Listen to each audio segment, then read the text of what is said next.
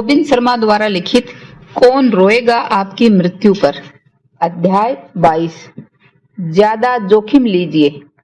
मैं यह वादा आपसे करता हूं कि अपनी मृत्यु शैया पर जब आपका जीवन रोशनी के अंतिम कगार पर होगा, आपको अपने जीवन में जोखिमों का सामना करने के लिए जरा भी अफसोस नहीं होगा, बल्कि आपको खेद और दुख उन खतरों के लिए होगा जो आपने स्वीकार नहीं किए, उन अवसरों के लिए होगा जो आपने हाथ से जाने दिए, और उन डरों को जिनका सामना आपने नहीं किया।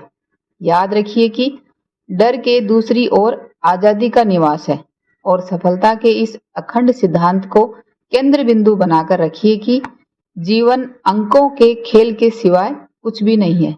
आप जितना जोखिम उठाएंगे उतना ही अधिक फल मिलेगा।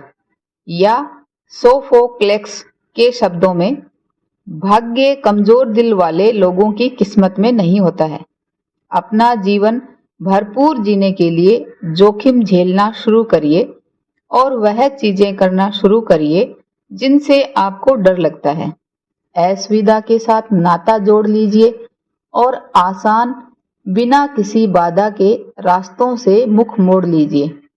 अवश्य ऐसा संभव है कि आपके पैरों पर चोट लगेगी अगर आप नए रास्ते पर चलेंगे, परंतु यही एक रास्ता है जिसके द्वारा आप किसी भी मंजिल तक पहुंचेंगे। मेरी ज्ञानी माँ हमेशा कहती हैं, आप किसी भी तीसरी जगह अपने एक पैर को दूसरे पर रखकर नहीं पहुंच सकते।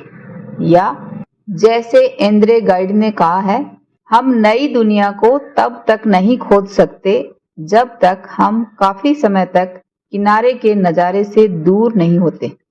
प्रचुरता के जीवन का रहस्य इसमें है कि आप अपने दिन सुरक्षा की खोज में बर्बाद करना बंद कर दें और उस समय को जीवन के अवसरों के लिए उपयोग में लाएं। अवश्य ही आपके हिस्से में परेशानियां भी आएंगी अगर आप सोच समझकर और भावनाओं के साथ जीना शुरू करेंगे, परंतु असफलता विजयी होने की दिशा में एक शिक्षा है। या जैसे कि मेरे पिताजी ने बोला, रॉबिन, पेड़ की मुख्य डाली के लिए यह जोखिमपूर्ण होता है, परंतु सारे फल भी वहीं लगते हैं। जैसा कि मैंने पिछले एक पाठ में लिखा है कि जीवन सिर्फ विकल्पों का नाम है। गहन संपूर्णता और उच्च रूप से वास्तविकता से जुड़े हुए लोग साधारणतः दूसरों की तुलना में अधिक विवेकपूर्ण चुनाव करते हैं। आप या तो यह चुनाव कर सकते हैं कि या तो जीवन के तट पर पूरी सुरक्षा के साथ बैठे रहें, और या गहरे समुद्र में डुबकी लगाकर उन मोतियों को ढूंढ कर लाएं जो किसी असली साहसिक व्यक्ति की प्रतीक्षा में पड़े हुए हैं। अपने आप को इस बात पर केंद्रित और प्रेरित रखने के लिए कि जैसे जैसे जीवन के दिन आगे जाएंगे, मैं व्यक्तिगत सीमाओं के घेरे को बढ़ाने का प्रयास करता रहूंगा।